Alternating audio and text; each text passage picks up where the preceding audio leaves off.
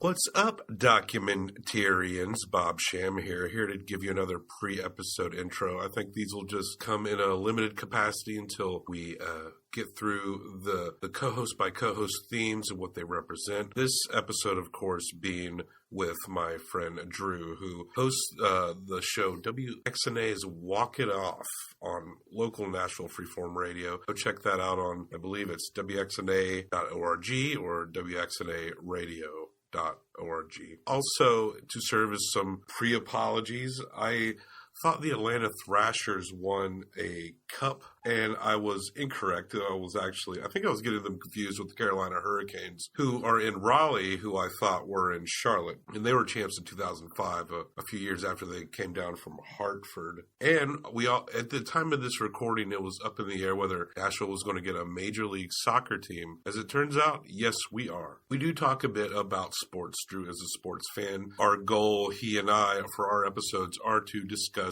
sports movies, most notably the 30 for 30 series, plus several more that we have planned for you. Also, some apologies for some audio glitches, which definitely happened in this episode and maybe in the next couple. On my path to perfection, I appreciate your forgiveness. We are going to bloom like butterflies, popping out that cocoon.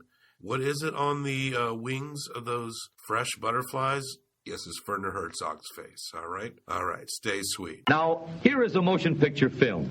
1,000 feet, 16,000 separate photographs. Let's tidy up this tangle of film by putting it on a reel.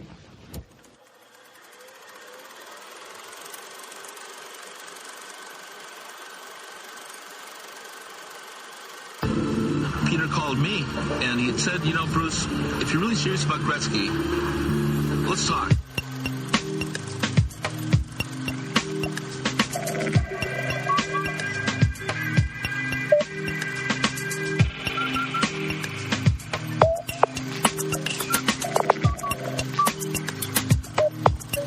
I always edit out the first initial chunk, so tell me what you want. But that's what's fun, the bullshit.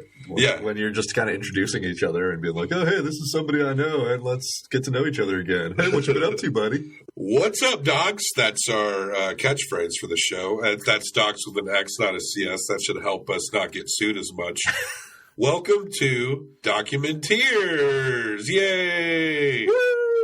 Now, our first episode, you heard Stewart. He's my main on this podcast. But there's many varieties of documentaries. And so I bring in people I know who would provide an expertise upon certain subject matter. My wife and I will be talking more about true crime-driven documentaries, but we will be talking about sports documentaries with Drew Wilson. WXNA DJ Drew Wilson, host of Walk It Off and Loud Love Sundays. Both those shows start at 11 Central Time to 1 in the morning. You got it. You forgot a couple of my titles in there, but Esquire. It's all right. Esquire, writer, producer, mostly just talk about sports and other stuff on the radio. You're a big sports guy. You host a sports show on Freeform Nashville WXNA. Which basically makes me an expert in the field. You do know a lot, though. And I'm kind of a sports guy, too. You let me sub in when your regular co-host, Dave, is out. And sorry about that last episode. I should have taken notes. Notes makes all the difference. It's all right. We fight through. Yeah. We have a good time. That's the point.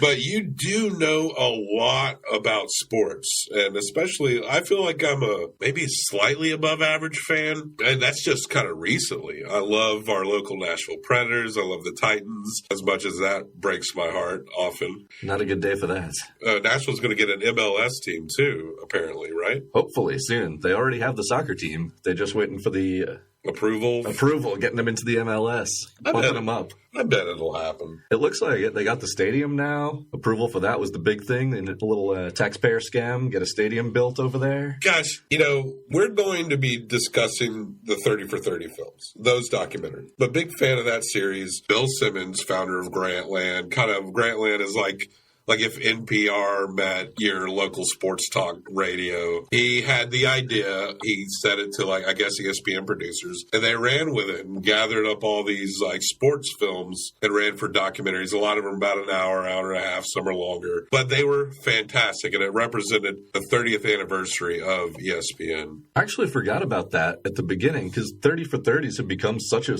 part of the sports fan's life right now. Yeah. They're known for being these really excellent short-form sports documentaries that kind of tell a story that you might not have known the details about before. They get the players in there. They get good people to, kind of give their point of view of what exactly was happening at that time. But it's become such a part of our life as a sports fan. I forgot that it was originally supposed to be just 30 of them. It's the name. Already we're starting to watch these 30 for 30 again. I saw a lot of the early ones already, and I'm really excited to actually go through them again. But you mentioned like tax havens for sports team owners, and very quickly I realized that we are already seeing a lot of that. These weird sports team owners off the top of the bat in like these first couple that we're going to do.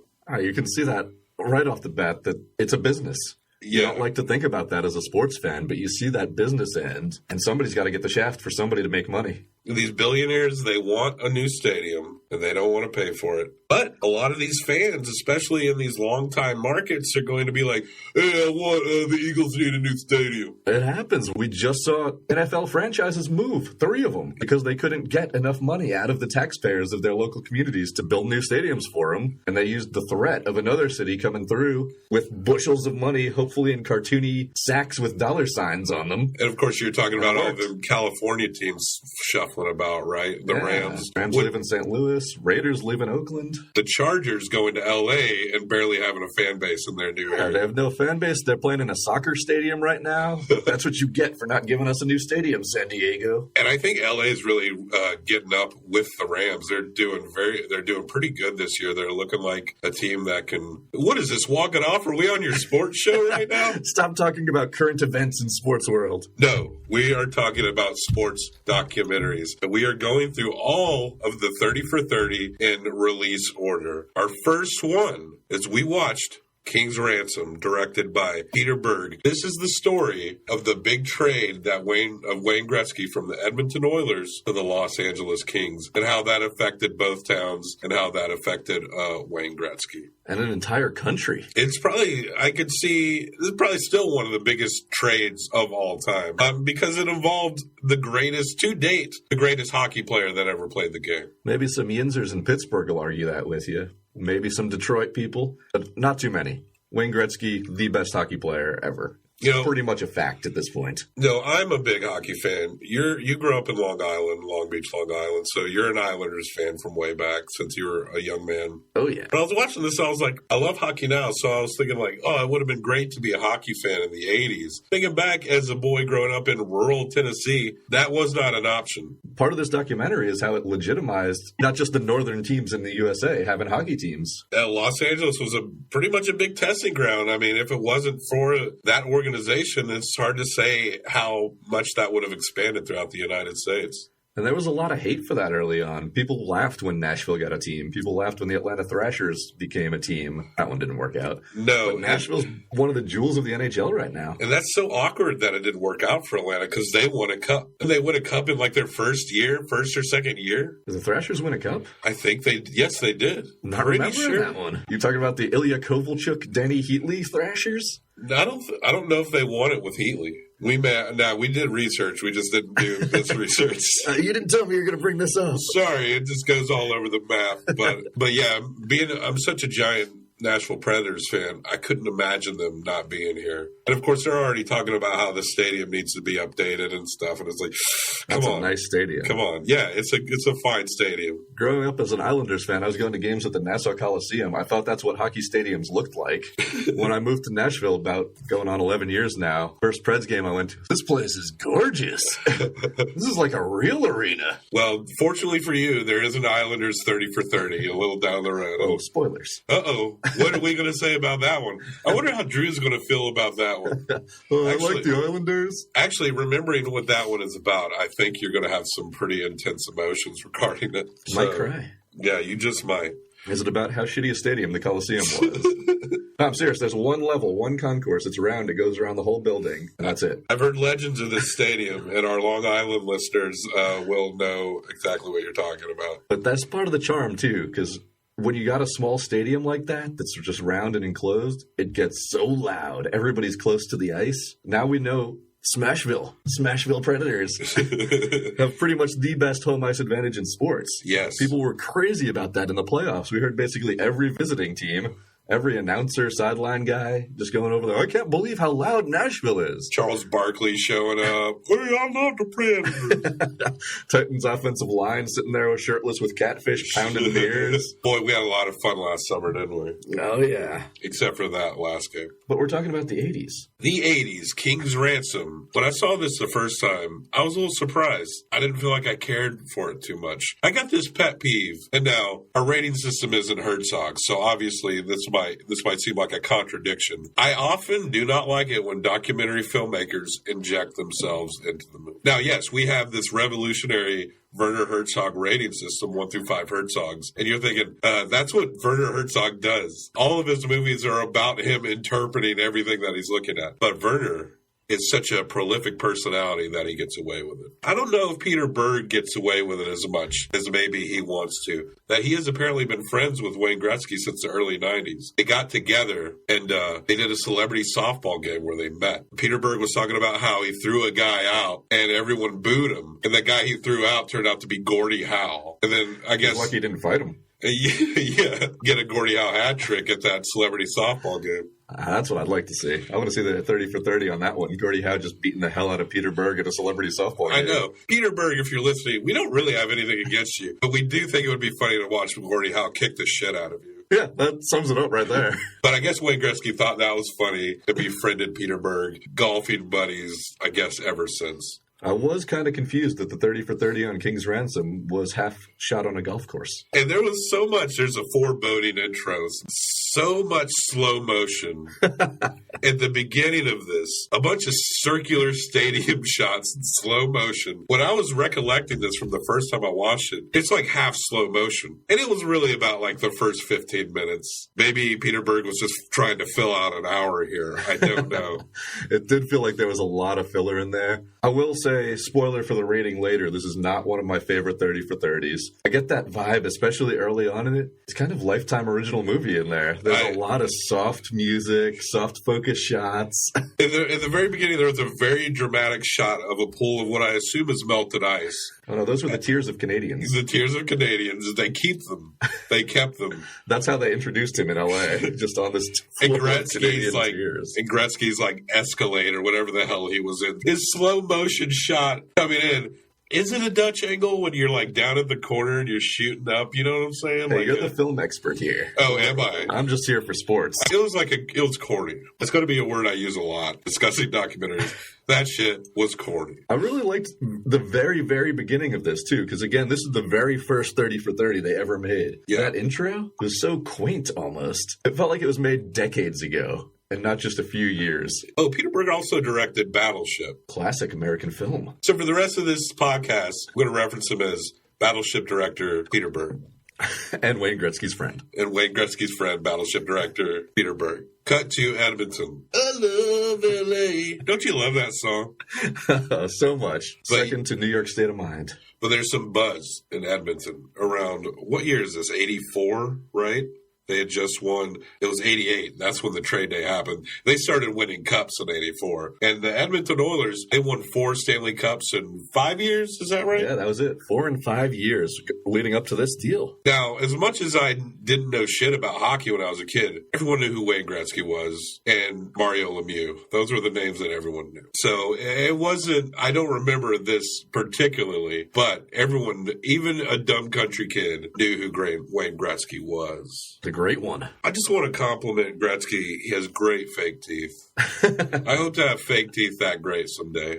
When you're a hockey player, you got two choices. You either go with the hockey smile or you get those chiclets implanted. But there's some buzz in Edmonton. Gretzky's contract is about to come up. They don't know what's going to happen. And Peter Pocklington is making a lot of side promises. Now, this Peter Pocklington guy, we were talking about crooked-ass owners who don't want to put up their own money. He's wild in this documentary. He's just kind of all over the place. My reviews of it upped a little bit from the first viewing just because I became hyper-focused on Peter Pocklington. People were like, yeah, he asked for cash. He asked for cash. And he's like, no, I didn't do that. I didn't say that. There's reports of him talking shit about Wayne Gretzky.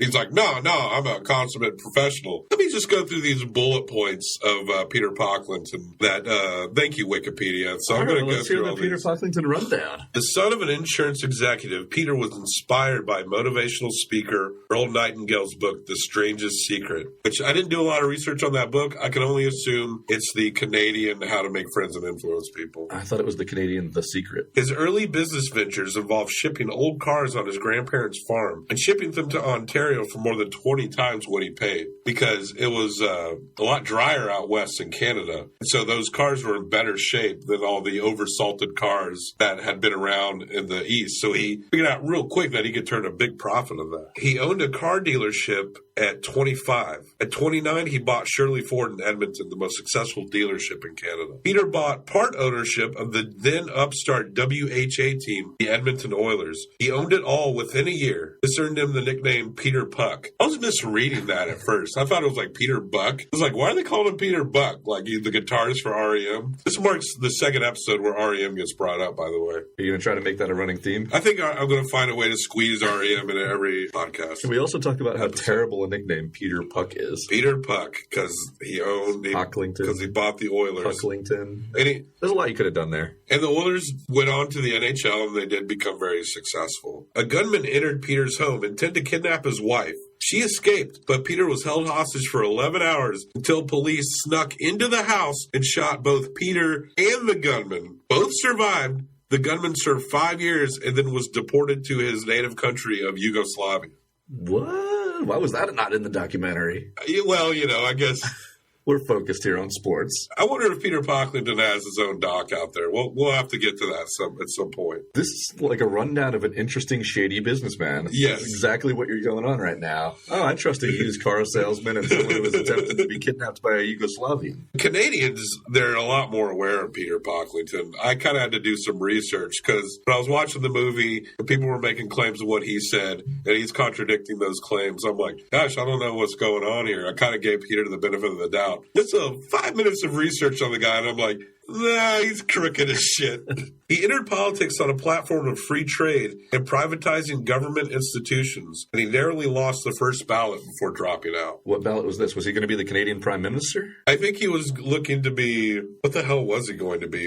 Start us at some local level. Yeah, I think he was trying to go local. Bad U.S. investments caused Peter's California home to be seized. The court ruled him to serve time for fraud. He was exonerated in that claim. A securities fraud conviction ordered him to pay the commission over $5 million in fees. And from the point of the date of the research that I read, he had yet to pay those fees. So this guy probably still owes literally millions of dollars. Yeah, you want to pay the fee? Yeah, I'll get to it. Whenever I get to it, you'll get your money. That's Peter Pocklington. Keep those bullet points in mind as we go through and continue to review this. Easily my favorite part of this movie, and probably any of these 30 for 30s, is the classic footage of Gretzky just making history. What time? Crying at his press conference? Crying? Well, there was old shots that showed him making his 50th goal, which was an open net. Okay, that makes sense. I did like the hockey highlights that they threw in there for 10 minutes for no reason. The player awards, that player awards show music. I don't know if you remember that. That was some real hot shit right there. I wrote in my notes, and this is regarding the golf course shots. Why are you in this shot, Berg? Every time they had to show that he was just buddies with Wayne Gretzky. I felt like the only time maybe it seemed remotely appropriate was when Peter asked him how many cups he thought he would have won if he stayed in Edmonton. That was a great line because he did not win a single cup in LA. When this trade went through, Los Angeles was 20th out of the 21 NHL teams. Yeah. We're talking about one of the worst teams being traded to after being on a team that won 4 cups in 5 years. Yes. with their supporting cast all still in place. And even with the great one, they would enter the playoffs and go deep a couple of times, but they never won a cup with Gretzky at the helm. It was a different time. And again, how many cups he could have won if he stayed in Edmonton? What was his answer there? I think he said he could have won 4 more cups if he stayed in Edmonton. Edmonton won a cup. I think it's, 1990? Yeah, they won a cup without him, with Yari Curry leading that team. But that's a strange thing, saying that I could have won 4 or 5 more cups. You feel like the guy interviewing him, even if you're on a golf course with your buddy, would be like, and does that eat at you? Or do you really regret that? It's just kind of like, yeah, I guess you could have. Oh, well. So the news comes out that Peter Pocklington is going to trade Wayne Gretzky to the Los Angeles Kings. I forget what he was asking for at first, but it ended up being about $15 million and a few picks. It was claimed that Pocklington requested $15 million cash. What was amazing about this to me is that it seems like he got traded to the Kings for the sole reason that they were the only team with the balls to make an offer for him. Every other team is just like, all right, Wayne Gretzky's untradeable. And Dr. Jerry Buss, who owned the Kings at the first interaction, was like, hey, I'll give you $15 million cash for Gretzky. He was like, oh, yeah, whatever. I'm not trading Gretzky. But then he kept bringing it up over and over again until Pocklington's like, man, $15 million in cash sounds pretty good. The other teams were probably like, there's no way he's going to trade Gretzky. Yeah, that's not going to happen. There weren't even rumors. And again, it wasn't a hockey trade. He sold Gretzky. This is a Babe Ruth sold to the Yankees situation. Yes. It's not like he traded Gretzky for a bunch of players who was like, they'll be as good as Gretzky one day, or they're going to help the team more. No, this was a straight-up sell. Yeah. This was for money for Peter Pocklington, maybe to help the Oilers survive in Edmonton if you want to be real altruistic about it. But no, he sold the best hockey player in the world to L.A. It was a different owner by the time the trade went through. Dr. Buss lost it. And it was, Bruce McNall? I can't. His name? I think that sounds right. Who would later go to jail for fraud. Yes.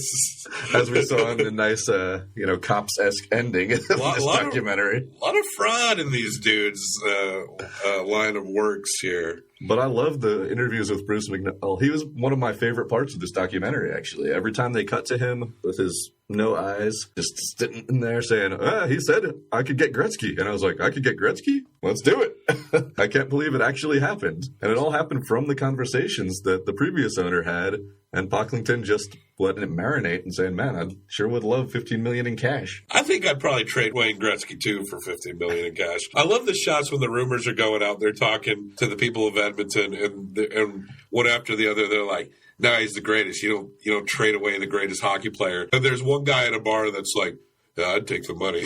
Yeah. I kind of relate to that guy. I hear what he's saying. But again, you're not a multimillionaire who owns a sports team. So these rumors are going around. It comes out that there just might be a trade deal. It has to be finalized by Wayne. Peter is trying to justify a lot of things. He's talking to how Wayne Gretzky's a prima donna and that his wife would never come to Edmonton, which I kind of believe that. I mean, she's an actress. And yeah, they kind of threw her under the bus there, too. But the thing is, yeah, and I mean, they made her out, of course, Janet Jones, that's her name, Wayne Gretzky's wife. They call her the Yoko Ono of hockey. But Yoko Ono isn't even the Yoko Ono of the Beatles. That band had run its course. It was just time. And Wayne was already, becoming, he said he lived in L.A. most of the time when he wasn't playing hockey. So he was kind of already becoming like an 80s California yuppie anyway. I wouldn't go quite that far. I mean, he's still, even marrying his L.A. actress wife, they got married in Canada, where it seemed like everybody in Canada was just there at the wedding. Yeah. Which is kind of strange. Not how it works today with your celebrity marriages. But I don't know Janet Jones that well, but I kind of believe that she would not want to. I say that, but they're loaded as hell. They can just hop a plane, and that's it. Yeah. And I'm also saying here that it wasn't like he gave Wayne Gretzky the chance and had to clear it with him first. I think this was another Peter Pocklington just wanted to have everything both ways. He wanted to make the trade. He didn't want to seem like a bad guy. He wanted to sound like he was giving Wayne the option. Yeah. But it's not like he had a no-trade clause. He didn't have to clear it with Gretzky. That's right. He basically said he made the trade. And then once they get to the press conference, after the trade was made, there's that whole scene about the plane lands down. Yeah.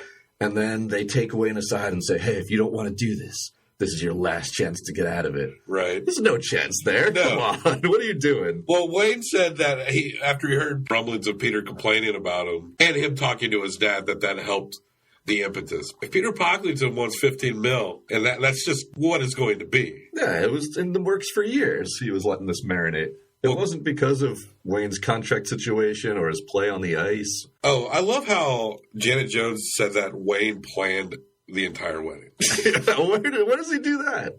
Who does that? It's just a side hobby of his? Who wants to do that? It's a fun fact. Wayne Gretzky really into floral arrangements. Yeah, he's super into it. He likes banisters and what are those fucking things? You remember that scene of him just holding up different doilies and being like, "Which one do you like, Janet?" I want to see the documentary of him planning his own wedding. I want to watch that one too, and I hope it also stars Mark Messier with hair, because that was one of the weirder parts of this one. Now, Glenn Sather, the Oilers coach, not fucking happy at all. He was so mad. So fucking pissed. And you can't blame him, because he's the coach. They just won 4 Stanley Cups in 5 years. He's like, "Hey, we're selling off your best player." Okay, what are you getting back for him? Money. It's his job to make sure that team wins games. There's nothing in his brain that's going to be like, we got to get rid of Gretzky. That would just be like shooting yourself in the leg. Not to mention, he's supposedly got the title of GM, but the owner's been talking for years with Los Angeles about just selling off Gretzky. And he told Sather once it was actually done. Peter Pocklington really likes to have it a bunch of different ways in this documentary. But it's hard to just see past that straight fact that he got offered $15 million in cash for his star player, thought about it for a little while, and then took it. Yeah. That's the bones about it. Pretty much as simple as that. August 9th, 1988. It's the big day. Wayne Gretzky's walking up to the press conference. There's a guy. I don't recognize that guy, but he had an amazing mullet. There was a lot of really good hair in this one. You got Canadian hockey hair, 80s hair, nice mustaches around, and again, Mark Messier with hair. And despite the urging of Canadian Parliament members for the government to intervene on this trade. I love that part too. Canada, you don't fuck with Canada's hockey. The government wanted them to stop the trade from going through. That's just fantastic. If you want a Canadian city to riot, have them lose a Stanley Cup to a team where the ponds don't freeze. We've seen that happen now. Yes. And we've also seen years when no Canadian teams made the playoffs even. Canada, thank you so much for bringing this sport to us, my favorite sport. But I smile with glee when Canadians don't win the Stanley Cup. I don't know, man. I still kind of like it. I still kind of root for those Canadian teams to get it done. You know, there's a lot of love there. Right now, we're seeing another one of those shady ownership situations where the Flames are threatening to leave if they don't fix their stadium up. I don't want to see that anymore. I mean, I hear what you're saying, and we owe Canadians. I feel like I do owe Canadians for the fact that hockey is now here because they made it the North American giant sport that it is. And hey, they still have the Olympics. We are considered an out-of-market hockey team here in Nashville with the Predators. So I always have those soft spots for places like Jacksonville, Charlotte, Phoenix. I feel sad for Phoenix fans when it looks like they're going to lose the Coyotes because I understand what that feeling is like. I love hockey forever, and it would just suck if they were gone. And that happened in Nashville. There were rumors for a while about the team leaving, and there were all those threats if they didn't hit a certain attendance level that would trigger some clause where they could get out of their lease. And then some dude, I forget the guy's name in Hamilton, who had already made the claim that he had the Predators, but apparently that guy was yet another lying wannabe sports owner here. Weird fact, rich people sometimes scumbags. Gosh, who would have thought? Isn't it depressing that you kind of have to be a sociopath to become extremely successful like that? Oh, man. That is really depressing. All right, can we start another podcast that's just us maniacally hating on people and coming up with scams? We don't hate all rich people. I know some perfectly fine rich people, but God. I mean, look, if Nigerian emails work. It seems like you need to come up with a really good idea and then figure out how to make it stupid. And then somehow that'll work. Deep thoughts on the Documenteers. Wayne, he's at this press conference. He cannot hide these emotions. It really was touching to watch him say goodbye to his home, his adopted home. He's Canada's proud son. He's not from Edmonton, but Edmonton is as good a home as any to him. And he's having to say goodbye. That was a wild press conference, man. It wasn't just a couple tears. I mean, he broke down. He had to stop what he was saying. He was getting tissues the whole time. And then later in the documentary, you have Peter Pocklington saying, it was probably fake. What a shithill. But you say this, and he's such an enemy there, and they just kind of throw in at the beginning of the documentary, look, Peter Pocklington is the villain of this film. Yes. But you've got to remember that Edmonton doesn't even have a hockey team without him. Yes. He's the one who bought the AHL team, who brought it up into an NHL team. There's no NHL in Edmonton. So what do you think Pocklington's Canadian legacy is all the time? They didn't really go into this in the documentary, but I wanted to... Is he a hero? Is he a villain? Is he somewhere in between? Some people are cursing his name. Some people are like, but he did some good stuff too. I think he's probably going to veer more towards the villain side, but the only thing... Because this trade is going to be the biggest story of his life. The one where he was held hostage for 11 hours and then shot by, I guess that's the Edmonton police that shot him? I don't know. That's just a quick little line in the Wikipedia bio. Wait, was this before or after the trade? I think it was, I don't know. If it was after, maybe Edmonton police just kind of wanted to shoot him. Pocklington doesn't want to be the villain, according to what someone else said. According to him, too, if you're watching the documentary, because there's so much instances of him trying to justify it. But Pocklington said that he didn't say that he didn't want to be the villain. Every time someone says, Peter said this, Pocklington goes, no, I didn't. Yeah, I didn't say anything about him crying fake tears. That wasn't me. And then, of course, he did trash, or allegedly, because apparently this guy says a lot of shit. I wouldn't be surprised if he can't keep up with a lot of the bullshit that comes out of his mouth. That day, that trade day in 1988 could also be called Fuck Peter Pocklington Day in Edmonton. I think you could have... It's a nice holiday. I think you could have shot the Warriors in Edmonton after that trade announcement. Just trying to get through all the guys with hockey sticks. Yeah, I wrote here, post-apocalyptic Edmonton, 1988. We did see the little burning the effigy. That was a nice shot in the film. But that happens every time people make a trade nowadays. Oh, they signed as a free agent, I'm going to burn his jersey. This was an emotional event for an entire country. Yes. And I get mad saying it's a trade, because it wasn't. He sold him off. If he went to, it wouldn't have been so anti-Canada if he went over to, like, Toronto or something. But no, the fact that he left that country to play in the United States was, a lot of Canadians felt like that was a burn to the entire country. And Los Angeles, of all places. Like, I can only imagine what people from Edmonton, which is western, more rural Canada, think of Los Angeles. Gretzky going down to La La Land with his, quote, Hollywood harlot. Ooh. You're a headline writer for The Inquirer? Yeah. I think someone, spare time? I think someone said that. But so Gretzky is now an LA King. They drew $8K a night and now just about selling out most every game. That one day, they spent a little bit of time on that first game he played in LA. And that one game, it really did change everything for that franchise, for maybe even American hockey. But just for hockey as a destination event, they kept showing all the celebrities that were in the stands there like it was a Laker game. That never happened to Los Angeles hockey before this. Yes. Again, they were almost the worst team in the league before the trade. But you're not seeing celebrities at hockey games. Nobody's panning, oh, who's at courtside? Well, they showed, there was John Candy, a Canadian. I remember Kevin Costner coming out, a thumbs up, being like, we win again. Yeah, I'm a big Kings fan. Big Kings fan, that Costner. I think they showed Sylvester Stallone in the stands at some point. It was an event. It was amazing. It made hockey fashionable in a city like Los Angeles. Might be the most fair weather town ever all of a sudden. Now, the Kings in the 21st century have won 2 Stanley Cups. One year they won 8 seed, lost no more than 4 games throughout the playoffs. An amazing Stanley Cup victory. Even then, they probably were not as popular as they were when Wayne Gretzky went to the Los Angeles. Oh, no chance. There wasn't everybody packing out the stadium trying to be seen as a Kings fan. I felt like the Celebrity Fest was some phony stuff. It was a good kind of a to-be scene. I mean, that's just how that scene's going to be in Los Angeles, I suppose. Man, that was exciting. That really did change everything for hockey there. They sold 4,000 to 5,000 season tickets at the Forum that first year. That's how big Wayne Gretzky was. I feel like we missed out a little bit, though, because if the Oilers did not win that Stanley Cup after he left, you could have had some real Curse of the Bambino shit going on. Yeah. This was equivalent to selling Babe Ruth. Like, the best, most popular player in the league, traded not for assets, but for money. And as great as he was, it showed that you need more than just one great one to make a team. Because they did not win a Stanley Cup in L.A. with Wayne Gretzky. Gretzky says he could have won 4 more if he stayed with the Oilers. Poor Luc Robitaille.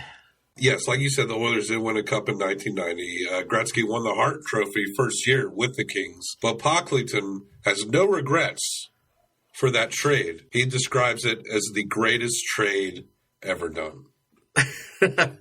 Bullshit. I mean, it's the most notorious trade ever done. I don't know if that's the same as the greatest. I wouldn't even go that far. I mean, he traded the greatest. Maybe he's doing a little bit of wordplay here. That's the only way that statement makes any sense. Well, Wayne Gretzky's the greatest, and therefore it's the greatest trade ever done. The trade of the greatest. Well, When he signed with the Rangers late in his career, that was the greatest free agent signing ever. And that, of course, is the story of King's Ransom by Battleship director Peter Berg. I feel like we need a little bit more of that Pure Moods music that they had went on through this entire documentary to just kind of get us in the right headspace. Stretching out that slow-mo. Now, critically, the story is interesting. It helps that I am a hockey fan. But there was, like, a lot of, like, little things in it. And there were, like, Peter Pocklington, admittedly, he made this an enjoyable movie to me. But there was, like, some choices specifically involving Peter Berg being in his own movie. That just felt like it was unnecessary. The only time, like I said, that it was compelling was when he asked him how many cups he thought he would have won. Other than that, it just seemed like it was like, hey, look, it's me and my buddy Wayne playing golf. There's a lot of shots of them on the sunny golf course in a documentary about the trade of the most famous Canadian hockey player of all time. And those slow motion tracking shots at the very beginning, that brought it down. That's lame, corny shit. There was a lot of unnecessary shots in this. Was he really just trying to fill out the hour? That's what you could say. He did have to fill out an hour. How many times do they show a stadium going dark? It was more than once, which is more than is necessary to get that point across. Now, as we get to these criticisms, it's a worthy tale to tale. But where does he rate on the Herzog 1 through 5 rating scale? How many Herzogs would you give A King's Ransom by Battleship director Peter Berg? I like the story. I think it's a good one to tell. The historical import of it being the first 30 for 30, something that's really culturally relevant, has become a phenomenon in among itself. I mean, there's 30 for 30 podcasts now. There's 30 for 30 movies. There's 30 for 30 shorts. It's like its own business right now, even after Simmons isn't associated with the project anymore. Hence us being here on the Documenteers with the special 30 for 30 episodes. Bringing in your sports talk radio hosts to talk about it. The Sports Master. But I'm going to go ahead and give this one a 2 Herzogs on your scale. 2 Herzogs. Interesting. I'm pretty much with you all the way. I feel like a 2 Herzog is like, this isn't great. And a 3 is like, that's a serviceable film. Exactly. It isn't great, but it's not like this shouldn't have been made at all. So I'm going to give it 2.5 Herzogs. Because I enjoyed it slightly more than I did when I first saw it, but it still doesn't put it over that. Like, it still shows that there's some real criticisms. It's a democracy, so people are out there buzzing. They're saying like, Bobby, your fucking Herzog scale is just the star scale with fucking Werner Herzog instead of stars. Who said that? Some motherfuckers out there. But let me tell you what, we combine our scores. That means, wait, I'm no math whiz here, but you put those together. Now, Stuart and I gave Jim and Andy Into the Great Beyond 4 out of 5 Herzogs. We both gave it that. That makes it 8 out of 10 Herzogs total. Therefore, let's do some math together. We're going up to 10. You're springing a little trick on me here. I thought we were averaging it out on a 5 Herzog scale. Well, it's individually a 5 Herzog scale, and then we combine like Voltron or whatever, Power Rangers or whatever. Or like the Edmonton Oilers, post-Gretzky coming together as a team to win a Stanley Cup. That's right. King's Ransom, 2 Herzogs from you, 2.5 from me. That is a measly 4.5 Herzogs out of 10. For King's Ransom by Battleship director Peter Berg. Congratulations, Peter Berg, on your low Herzog score. And that will do it for our very first 30 for 30 Documenteers episode. Thanks for having me on, Documenteer. This was a good time. All right, play some hockey.